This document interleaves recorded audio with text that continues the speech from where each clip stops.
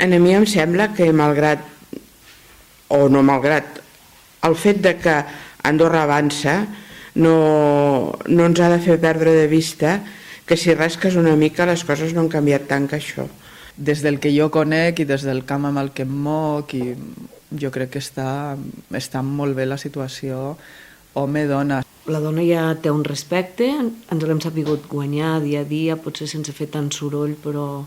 de manera sòlida, i evidentment que cal seguir treballant, però ja no tan diferenciant com a dones, sinó com a iguals que crec que podem ser. I en aquest cas tinc la sensació, i no sóc l'única, repeteixo, perquè n'he parlat amb altres persones, de que el tema aquest de la igualtat i de la paritat s'està deixant una mica de banda, evidentment en detriment de la dona, sempre.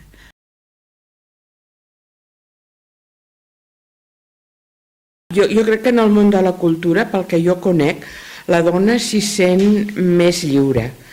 Que no és un tema de sexe, sinó és un tema de que t'interessi el que estàs fent, que t'impliquis, que lluitis, no, per determinades coses, i això es pot fer des de les dues vessants. Jo crec que sí, que no hi ha d'haver cap impediment. Ara, les dones també ens ho han de creure. Hi ha d'haver alguna dona que s'ho cregui, que aquest lloc és tan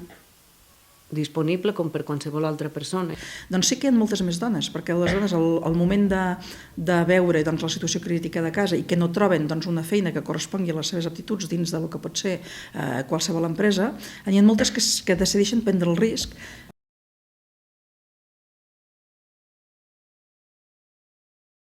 Però el fet de ser dona sí que va ser un fre, però perquè era un món, com podríem dir, de direcció i d'estructura jeràrquica molt masculina, i per tant en aquest cas les dones sí que penso que estan discriminades. Pel que fa al tema salari també ho diré, tot i que estava en un càrrec directiu, el meu salari no era el mateix que el de persones que estaven exactament en el mateix càrrec i amb la mateixa capacitat o amb la mateixa formació. L'actitud era que jo estava allà on havia d'estar, que l'important era la feina, l'important era el resultat, i aquí sí que si se'm tenia que qüestionar, que se'm qüestionés això, però mai el fet de que no fos d'un altre sexe.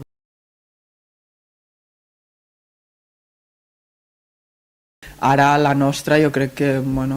indistintament o en un futur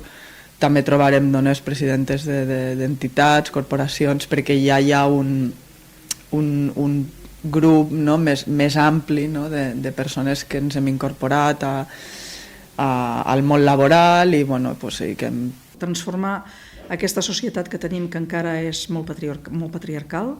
que això és una feina que ja penso que fa molts anys, fins i tot algunes generacions que ho estem treballant, però això s'ha de continuar millorant, i per això evidentment s'ha de trencar tota una sèrie d'estereotips de gènere